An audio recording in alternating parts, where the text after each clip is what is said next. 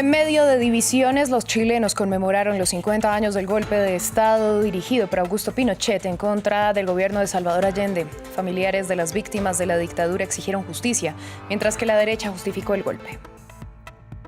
Estados Unidos conmemoró el aniversario número 22 del atentado contra las Torres Gemelas y el Pentágono el 11 de septiembre de 2001. El presidente Joe Biden pidió unidad y evitar sucumbir ante las diferencias políticas. El ex canciller de México, Marcelo Ebrard, impugnó la elección de Claudia Sheinbaum como la candidata del partido Morena. Condicionó su apoyo al partido oficialista a que se realice nuevamente la selección del aspirante. Tenemos reporte desde Ciudad de México. Bienvenidos a este informativo con las noticias más relevantes del continente americano. Soy Valentina Torres Sánchez y es un gusto acompañarlos. Damos inicio en Chile. El presidente Gabriel Boric lideró el acto conmemorativo por el aniversario número 50 del golpe de Estado de Augusto Pinochet contra el gobierno del izquierdista Salvador Allende. Pese a ello, la fecha dejó en evidencia las divisiones entre la sociedad chilena. La derecha tradicional aseguró que el golpe fue inevitable. Ramiro Cueva Barberena nos cuenta más. Chile, 50 años después de sus días más oscuros, el país sudamericano conmemora el medio siglo del golpe de Estado perpetrado por Augusto Pinochet contra el gobierno de Salvador Allende. Acontecimiento que abrió una dictadura que cometió violaciones de derechos humanos, dejó 3.200 muertos y 1.469 desapariciones forzadas. El presidente Gabriel Boric encabezó el acto en el Palacio de la Moneda. Allí resaltó el valor de la conformación de un manifiesto a favor de la democracia, firmado también por todos los exmandatarios chilenos vivos. Valoro profundamente que en conjunto con los expresidentes vivos de Chile, Eduardo Frei Ruiz-Tagle, Ricardo Lagos Escobar, Michelle Bachelet Geri y Sebastián Piñera Echeñique, hayamos firmado juntos el manifiesto por la democracia siempre, porque es en la diversidad y entre quienes piensan distinto con quienes podemos construir una sociedad mejor. La conmemoración contó con la presencia de autoridades extranjeras y tuvo la ausencia de los representantes de la derecha nacional, una muestra de la división que genera este asunto en el país.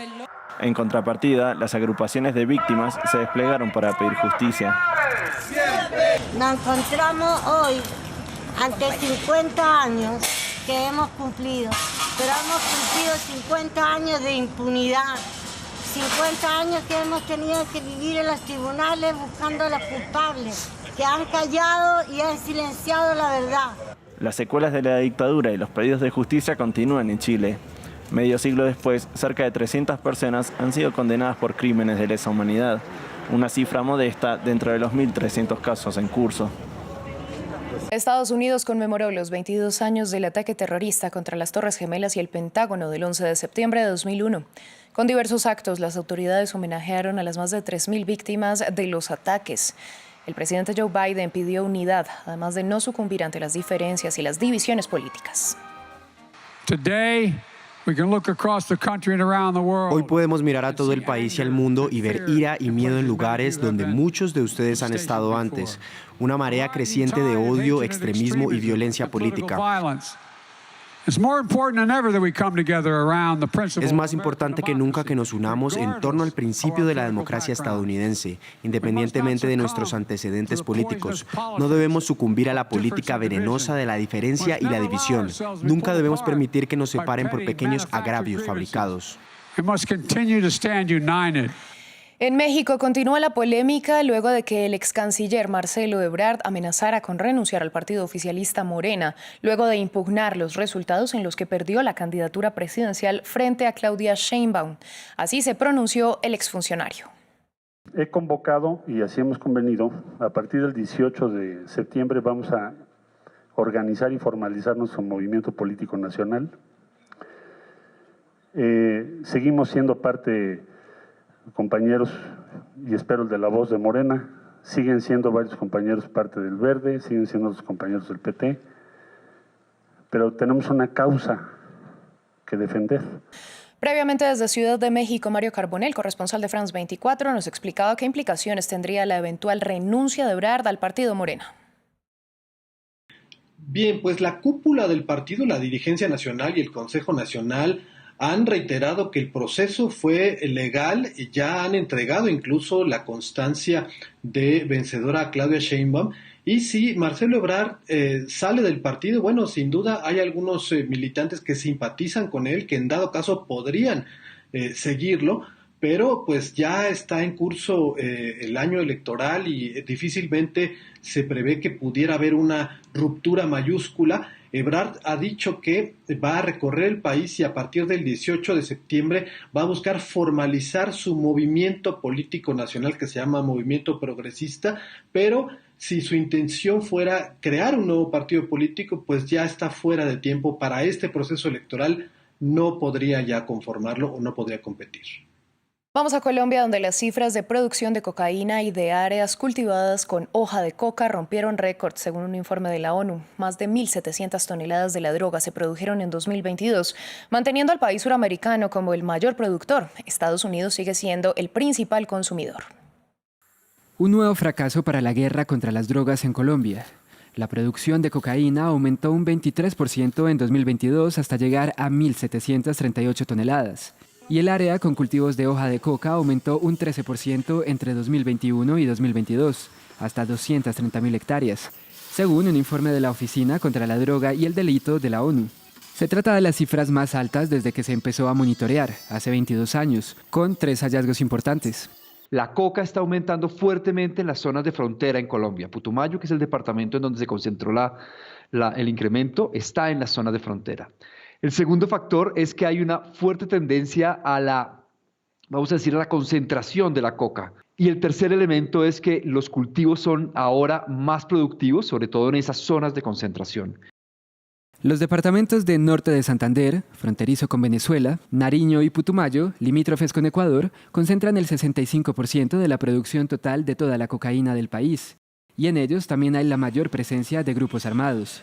Según el mismo informe, el 49% de los cultivos de coca se encuentran en las reservas afro, indígenas, forestales, así como en parques naturales. Con lo anterior, Colombia sigue siendo el mayor productor de cocaína en el mundo y Estados Unidos el mayor consumidor. Un tema que trataron los presidentes de Colombia y México antes de que se conociera el informe de la ONU. La política llamada guerra contra las drogas ha fracasado. No sirve. Si la continuamos, no vamos sino a sumar otro 1.000.000 de muertos en América Latina. Y vamos a tener más estados fallidos y vamos a tener quizás la muerte de la democracia en nuestro continente. Los mandatarios coincidieron en que la política antidrogas favorece a los carteles y a la violencia, dejando de lado factores como la pobreza y el desempleo, por lo que pidieron que se trabaje en dar oportunidades y no en tomar medidas coercitivas. En otras noticias, este 11 de septiembre inició un nuevo año escolar en Haití. Sin embargo, son pocos los niños que pueden acceder a las instituciones educativas. Naciones Unidas contabiliza que casi el 80% de Puerto Príncipe, la capital haitiana, está bajo el control de las pandillas.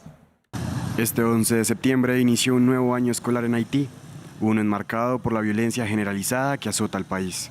En Puerto Príncipe, solo unas pocas escuelas reabrieron, al tiempo de que cientos de niños con sus familias se refugian en la ciudad, incluso en edificios escolares. Aunque las escuelas estén abiertas hoy, no tengo la oportunidad de enviarlos. No tengo nada, no puedo enviarlos a la escuela. Perdí sus uniformes, perdí mi casa, donde incluso en tiempos difíciles pude sobrevivir. Pero con esta situación, ahora no puedo hacer nada. Las aulas y los patios de las escuelas ahora son el refugio de miles de haitianos desplazados. Según la ONU, las bandas armadas del país controlan casi el 80% del territorio de la capital haitiana, lo que ha provocado el cierre de numerosas escuelas y negocios locales. Antes podía enviar a mis hijos a la escuela sin importar nada, incluso si no tenía dinero para pagar. Hablaría con el maestro o el director y ellos llevarían a mis hijos.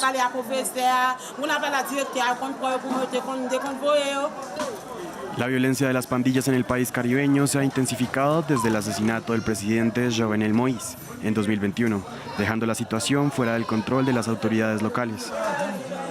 Naciones Unidas contabiliza que 1.020 hogares compuestos por más de 4.000 personas han sido desplazados en algunos barrios de la capital desde el pasado 12 de agosto. Fin del informativo, volvemos en breve.